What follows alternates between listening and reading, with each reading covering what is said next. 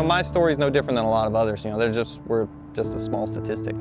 And but that's when my wife kind of stepped in. She's like, you got to get out of the house. You can't do this. And she was 100% right. This is Garrett. This is his 1998, I believe, Mustang. 98, yes. Tell us the story. I mean, obviously, amazing paint job. Tell us what was the inspiration for this car. So this car originally came from my wife's grandfather. I bought it from him. After I got injured again the second time, I was out for a while. And then that's when I kind of started to go down south a little bit. You were injured while acting? Yes. We jumped off a 12-foot wall doing a team building exercise. I ended up collapsing my knee, drove my hip up into my spine, destroyed my shoulder and a few other pieces kind of along the way. And after that, we kind of retired. It took several months, multiple procedures of physical therapy, lots of fun stuff.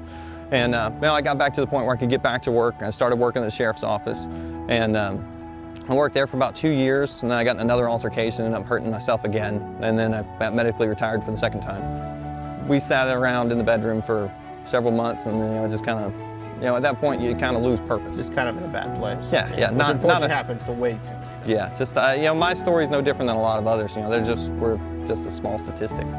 And but that's when my wife kind of stepped in. She's like, you got to get out of the house. You can't do this, and she was 100% right. So once I got, kind of hobbled around, looked around, started tinkering on the car a little bit, and that's when we started messing around with it, and put a cold air intake on it, and then we changed the exhaust on it because it was, the majority of the car was factory. There was about 10% of the factory paint left on it, so I grabbed a couple of cans of the Duplicolor rattle can and matched it back up so it would look halfway decent in pictures.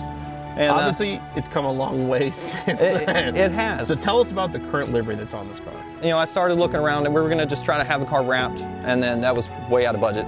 And then looking around, I was like, well, maybe getting it painted is cheaper, just going back to a solid color. Also way out of budget because all the factory paint would have to come back off. Yes. I was watching YouTube, and I had plenty of downtime, so we watched YouTube, and I watched just about every video they had out there for body and prep and paint. Okay. And then after I was like, you know what? You tell me you painted this? I did. Yes. I did not know that. I knew the car. Yes. I assumed this was some high-end professional did this for you. I really appreciate that. But we actually, we cleared out my dad's shed, just his little wooden shed out back. And it's just something that was, I had about this much room in between the actual car and myself on the sides, on both sides. And we had a little extra room on the front and back, so I pulled off the front bumpers and painted those separately. I was just gonna go back white. And then I was like, well, either way, it's probably going to look terrible, so we might as well make a statement looking terrible. Okay. So, and then the more I done, I kind of broke it off in sections. So I started with the top of the car and the original deck lid. This is actually just got repainted whenever I repainted the front end. But I started with the top and the trunk lid, and that's when I started to get pumped up because I was watching it in the light. I bought a couple started to come out better than you expected. I was like, wow, okay, this actually, we can do this. But this is obviously way above a solid color. I mean, not only the multiple colors, but even the textures in the colors are amazing. Thank you. And that wasn't part of the original plan. So once I got this on, I was like, okay, that came out great. It was just so bright that I was like, hey, you can see every imperfection in it, and I'm like, I didn't like that. So I started on the trunk lid, and I kind of done a little bit of overspray. And looking at that, I was like, okay, go with a little bit of a smoky look. And then I was like, well, I can go with a tattered look. So that's when I started wet sanding. And then I tried a little spot and kind of expanded out and I'm like, okay, I really like this look. That gave it that look. And so then I started with the front end. We went to the hood, and then we came back down and done the fenders and the front bumper all at the same time, so it made it easier to try to line up the stars. And my wife is really handy with her little stencil cutter. Okay. So she was able to help me out and actually stencil out everything and help me design it originally to kind of get the actual theme. Because as I was painting, we had the base silhouette on the front side that we started with.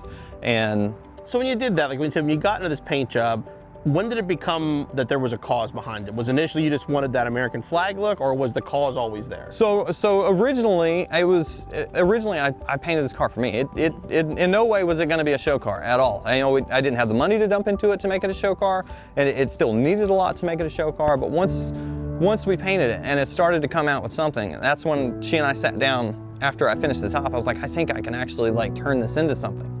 And we started adding in the extra things. So that way, instead of it just being for me, it was for a lot of other people.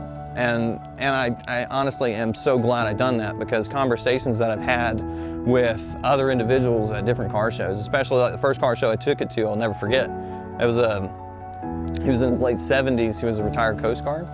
And the stories he had, he was talking to me, and by the time we had finished talking, he was tearing up. Like it was amazing.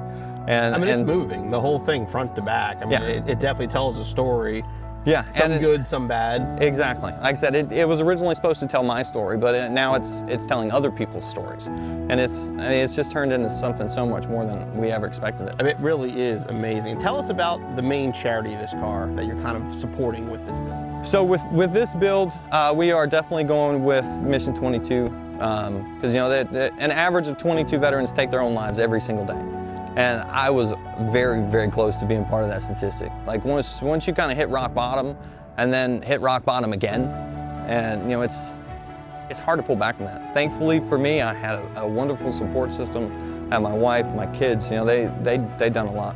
Like they're the reason I'm here. Oh, dude, I mean, amazing story, amazing car. I thought I knew the story, but now I really do. I want to thank you again. I really appreciate you guys. Thank you.